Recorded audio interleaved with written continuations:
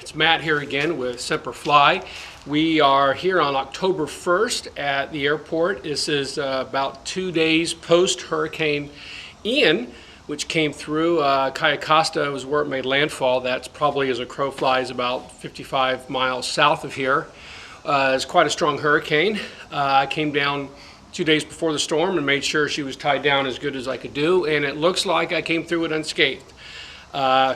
I had a gust lock on the stick to keep the control surfaces from flapping around. I had it tied down pretty good, and I hoped for the best, and I think I came out okay.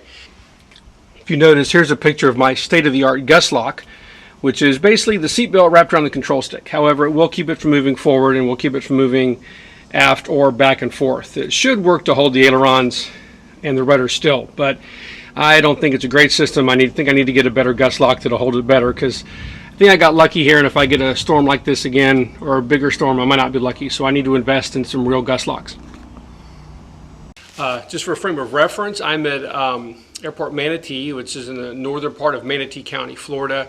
The next county to the south is Sarasota, and the next county to the south after that is Charlotte. And the hurricane came through basically right near the border of Charlotte and Sarasota County. So we probably had about 18 inches of rain here in the last 3 days. The airport now is closed. When you get that much water, you don't want to be out here on this grass runway because it's like mud. You'll tear it up. A lot of the rivers around here, like the Mayaka Head and the Little Manatee and stuff, are flooding. There's a lot of people around this area that have had their lives torn upside down, and I consider myself very lucky that I really didn't have any damage to my family or my home or my airplane. So I feel pretty blessed.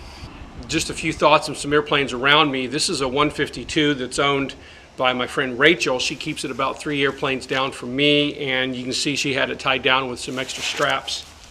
Attached it to the hanger and to the ground. She also had gust locks back there on the rudder to keep them from flapping around. If you don't put a gust lock on the rudder and you don't have a tail wheel, which has natural force on the tail holding the rudder straight, you can get what happened to this.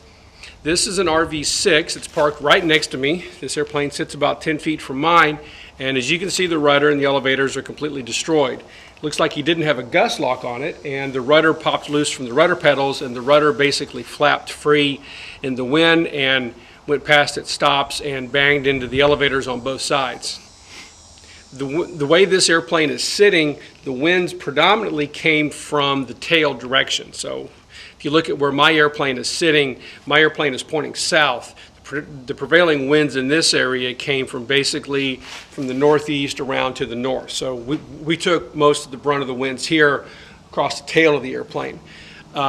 Peak gusts at my house, 25 miles north of here, were probably in the area of 55, 60 miles an hour. They probably had some hurricane force winds, certainly gusts in this area coming this way towards the tail. Here's a picture of a Piper Tri-Pacer that's missing its flaps. When I came down here Thursday, the first day after the hurricane, the flaps were still on the airplane, but they were both ripped and bent, so he's already removed them off of there.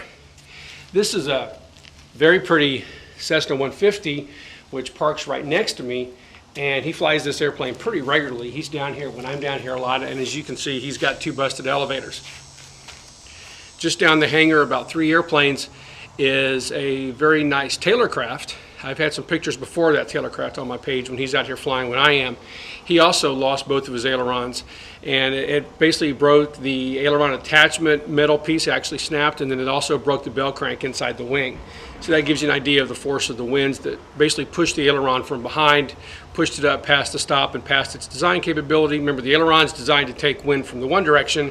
It's not really designed to take wind pushing it from the back, and it's pretty easy to exceed the stop, and some of the linkage between there and the stick is going to break, and here he lost it in 2 places. Now it's fixable. This airplane will fly again.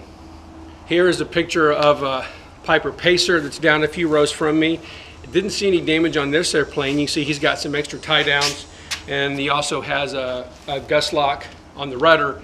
Even though it's a tail wheel, I didn't put a gust lock on mine because I didn't have one, and I think I'm gonna get one, because even though having the tail of the airplane on the ground, you know, the tail wheel is attached to the rudder, so there's a pressure that wants to hold the rudder there. When I came down, my rudder was pushed a little bit off of center, so it did get pushed. So I think I'm going to get a gust lock, so if I have another storm, I can get my rudder down, tie it down a little better with a gust lock so it doesn't flap.